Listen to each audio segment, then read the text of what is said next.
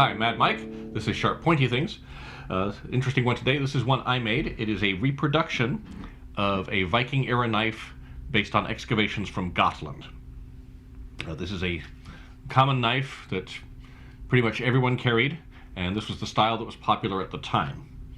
I'm going to show you some original pieces that we have photos of, and then some close-ups of this and the process.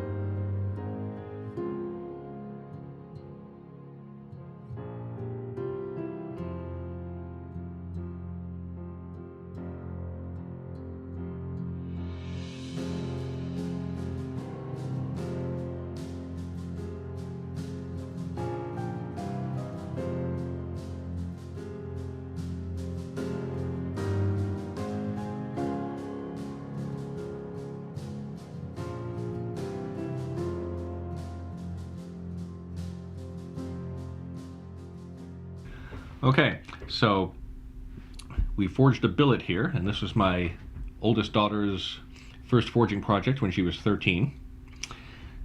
Looking at the metal, you'll see there is an iron back, a pattern welded core, and a steel edge, all forged together. And this knife has some use because when we do historical reenactments and other camping, these are the knives we use. The reason this came about, you needed steel for the cutting edge, but steel was expensive. They had to carburize the iron inside either in the forge or inside a crucible, so they minimized the use of it. The back was wrought iron, and then the core sometimes welded layers in order to be decorative, sometimes to stretch out whatever metal they had to make it usable. So we forged one big billet, split it 8 ways, made 8 knives. We kept 4 for us and sold the rest. These knives typically did not have a front bolster. Some did, but it was unusual. We went ahead and put bolsters on these for sanitary reasons, because if you just jam the blade into the hilt, you can get food and debris up in there and eventual contamination. The rear is, these are silver fittings, which apparently is not historically accurate because they would have kept silver aside as trade goods. They would have used bronze or copper. Is pinned in place, and the cord here is for drawing it. So these knives fit deeply in the sheath. They're very secure. You didn't want to lose them, but it draws out relatively easily. And there is no guard. Guards are a relatively recent invention on knives. You did not push a knife. That was just not something you did. You never pushed. You always drew the knife and cut reverse with it.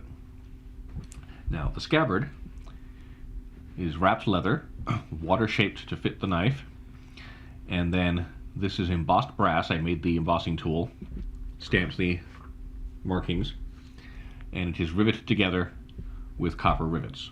There are various permutations of this using brass, occasionally tin or other white metal, copper. Knives for men typically just had a leather thong to carry them. Knives for ladies had sometimes some decorative chain, cabling, things like that. This is a handy size, a handy grip, a handy shape. Fits in like this and hangs off the belt in a fashion where you can easily draw it. Belt loops are also a relatively recent invention. Knives were typically worn suspended or tied on or just thrust through a belt. People didn't generally have a loop. That was, not sure why, but that came about later. In Norse society, everyone, including slaves, was allowed to carry a knife. Knife was a tool. It's a tool that everybody needed every day. So I run into people these days, why would you carry a knife? Because I use my knife 40 dozen times a day for various purposes. Now, these plaques were shaped to fit. This one is wrapped this way. Front and back are wrapped around that way. And so it took a while to figure out how they did this.